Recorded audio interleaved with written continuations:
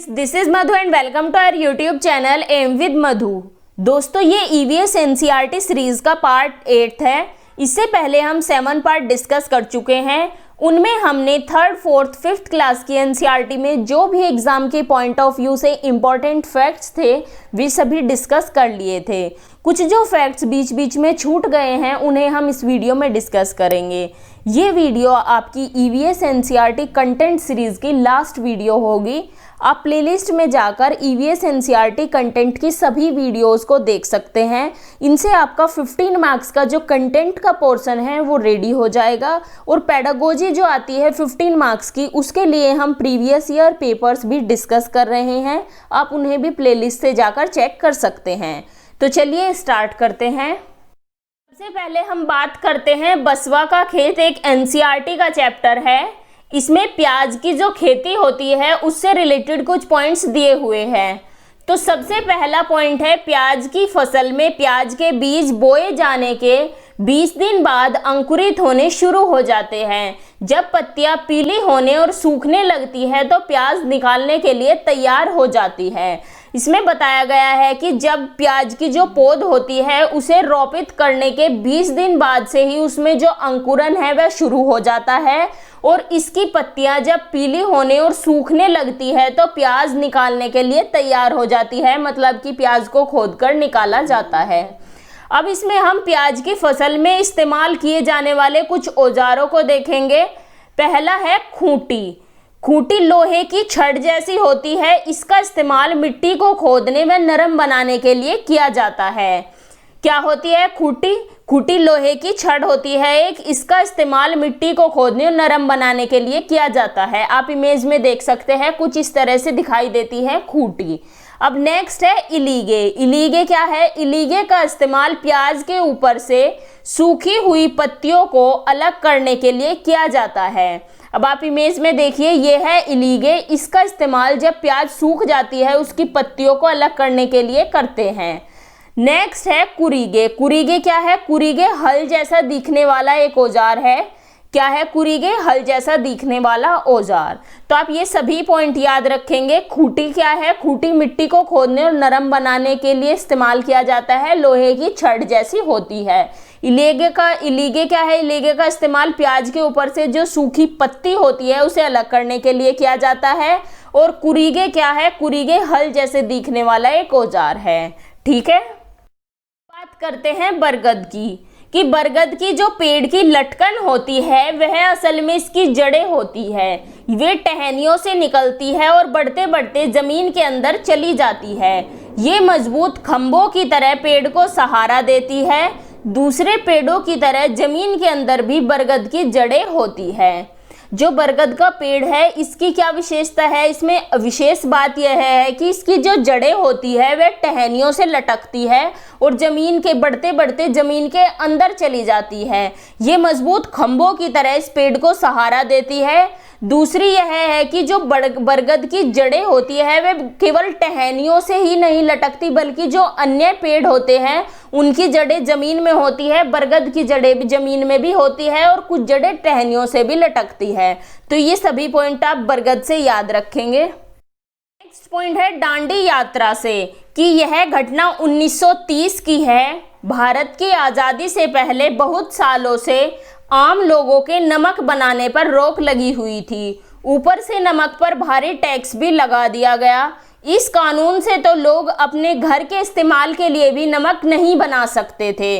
नमक के बिना कैसे कोई रह सकता है? गांधी जी का कहना था कि जो चीज़ हमें कुदरत ने दी है उसे बनाने पर बंदिश कैसी। उन्होंने लोगों के साथ मिलकर अहमदाबाद से दांडी के समुद्री तट तक एक लंबी यात्रा की और इस कानून को तोड़ा। दांडी यात्रा कब हुई थी? 1930 में हुई थी यह घटना, कि जब लोगों पर नमक बनाने के लिए और नमक पर टैक्स लगा दिया गया। इसके विरोध में गांधी जी ने अहमदाबाद से दांडी के समुद्री तट तक एक लंबी यात्रा की थी और इस नमक के कानून को तोड़ा था। इसी घटना को दांडी यात्रा के नाम से जाना जाता है। ठीक है, ये पॉइंट भी आप याद रखेंगे। नेक्स्ट पॉइंट है मलेरिया से, कि जो मलेरिया रोग है वह मादा मच्छर एनाफ्लीज के काटने से होता है। किसके काटने से होता है मलेरिया? मादा मच्छर एनाफ्लीज के काटने से होता है। और जो ये मच्छर है ये उस क्षेत्र में पाया जाता है जहाँ ज़्यादा बारिश होती है और जो जगह दलदली होती है। मलेरिया मच्छर भूरे रंग का होता है और इसके जो पंख होते हैं वे धब्बेदार होते हैं। कौन से मच्छर के काटने से होता है मलेरिया? मादा मच्छर एनाफ्लीज। और जो ये कहाँ पाया जाता है? नमी वाले क्षेत्र में, जिस क्षेत्र में ज़्यादा बारिश होती है और जो जगह दलदली होती है। यह भूरे रंग का मच्छर है और जो इसके पंख होते हैं वे धब्बेदार होते हैं। अब मलेरिया से बचने के कुछ उपाय देखते हैं कि आसपास पानी जमा ना होने दे और गड्ढों को भर दे। अपने आसपास पानी जमा ना होने दे और जो गड्ढे हैं उन्हें भर दे ताकि बारिश का पानी उनमें इकट्ठा ना हो। इसके बाद है कि पानी के बर्तन, कूलर, टंकी को साफ रखे और हर हफ्ते इनको सुखाए। नेक्स्ट पॉइंट है कि तालाबों में मछलियां छोड़े ताकि वे मच्छर के लार्वे को खा सके। नेक्स्ट पॉइंट है मच्छरदानी का प्रयोग करें। और लास्ट है कि जमा हुए पानी में मिट्टी का तेल छिड़के। ये कुछ सावधानियां आपको अपनानी है कि मलेरिया से बचने के ये कुछ उपाय दिए हुए हैं। ठीक है, तो ये पॉइंट हमारा मलेरिया से छूट गया था जब हमने मलेरिया को डिस्कस किया था। अब ये पॉइंट हमने डिस्कस कर लिए हैं, तो आप ये उपाय भी याद रखेंगे, इनसे भी आपका क्वेश्चन बन सकता है। नेक्स्ट देखते हैं, एक चैप्टर है एनसीईआरटी का, डायरी कमर सीधी ऊपर चढ़ो। इसमें कुछ इंपॉर्टेंट पॉइंट दिए हुए हैं। फर्स्ट है कि ट्रैकिंग में एक ग्रुप लीडर की जिम्मेदारी हमको बतानी है कि कौन कौन सी जिम्मेदारियां होती है। इससे आपका सीटेट में क्वेश्चन पूछा गया है। पहले हम इन जिम्मेदारियों को देखते हैं, उसके बाद उस क्वेश्चन को भी डिस्कस करेंगे। पहला है कि बाकी लोगों का सामान उठाने में मदद करना, ये ग्रुप लीडर की जिम्मेदारी होती है। सेकंड है कि पूरे ग्रुप के आगे बढ़ जाने पर ही आगे बढ़ना, एक ग्रुप लीडर की जिम्मेदारी होती है कि जब पूरा ग्रुप आगे बढ़ जाए उसके बाद ही वह आगे बढ़े। थर्ड है कि जो चल ना पाए उनकी मदद करना। फोर्थ है रुकने और आराम करने के लिए अच्छी जगह ढूंढना। इसके बाद है बीमार पड़ने पर उनका ध्यान रखना। ये कुछ जिम्मेदारियां हैं जो ग्रुप लीडर की होती है। इसके बाद है सबके खाने पीने का इंतजाम करना। ग्रुप के किसी भी सदस्य से गलती हो जाने पर सजा सुनाने को तैयार रहना, ये जिम्मेदारियां होती है ग्रुप लीडर की। इसके बाद एक पॉइंट है कि पहाड़ों पर चढ़ते समय शरीर का 90 का कोण बनाते हुए चलते हैं और अपनी कमर को सीधे रखते हैं, मोड़ते नहीं। फिर नेक्स्ट पॉइंट है कि चट्टान से उतरते समय रस्सी को एक तरीके से उपयोग किया जाता है जिसे रैपलिंग कहते हैं। किस तरीके से रस्सी का उपयोग करते हैं? जब चट्टान से नीचे उतरते हैं एक तरीके से उपयोग किया जाता है जिस तरीके को रैपलिंग कहते हैं। ठीक है, ये सभी पॉइंट आपको याद रखने हैं। अब इससे क्वेश्चन कैसे बना था वो क्वेश्चन देखते हैं। क्वेश्चन आया था कि नीचे दिए गए कर्तव्यों उत्तरदायित्वों का अध्ययन कीजिए। अब यहाँ पर कुछ कर्तव्य दिए हुए हैं। फर्स्ट है कि अन्य लोगों का सामान उठाने में मदद करना। बी है पूरे ग्रुप के आगे चलना ताकि ग्रुप पीछे पीछे चले। सी है जो चल ना पाए उसे रुकने के लिए कहना। डी है साथी के बीमार होने पर उसका ध्यान रखना और सबके लिए खाने पीने का इंतजाम करना। ई है रुकने और आराम करने के लिए अच्छी जगह ढूंढना। इनमें से बताना है कि जो माउंटेनियरिंग है उसमें ग्रुप लीडर की जिम्मेदारी कौन कौन सी होती है। तो इसका आंसर होगा ऑप्शन फर्स्ट यानी कि ए अन्य लोगों का सामान उठाने में मदद करना। डी साथी के बीमार होने पर उसका ध्यान रखना और सबके लिए खाने पीने का इंतजाम करना। और ई रुकने और आराम करने के लिए अच्छी जगह ढूंढना। इसमें बी गलत है, पूरे ग्रुप के आगे चलना ताकि ग्रुप पीछे पीछे चले, ये आपका गलत है। और सी जो चल ना पाए उसे रुकने के लिए कहना, ये भी गलत है। रुकने के लिए नहीं कहेंगे, उसकी मदद करेंगे।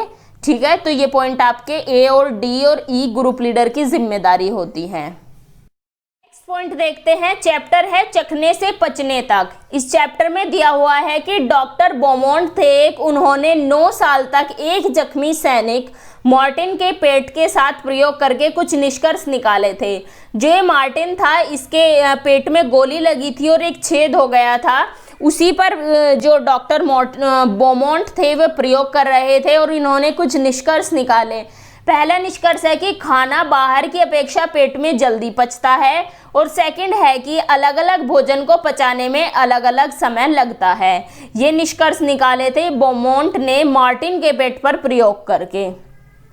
ठीक है, क्लियर हुआ आपको। यहाँ होता है आपका जो एनसीईआरटी कंटेंट सीरीज है वो कंप्लीट हो गया, 8 पार्ट में आपने उसको कंप्लीट कर लिया। आप इन सभी पार्ट को प्लेलिस्ट से जाकर देखकर सभी पार्ट से अपने नोट्स बना लीजिए, क्योंकि नोट्स जो आपका एग्जाम टाइम होता है उसमें आप सारी जो वीडियो होती है वे नहीं देख सकते।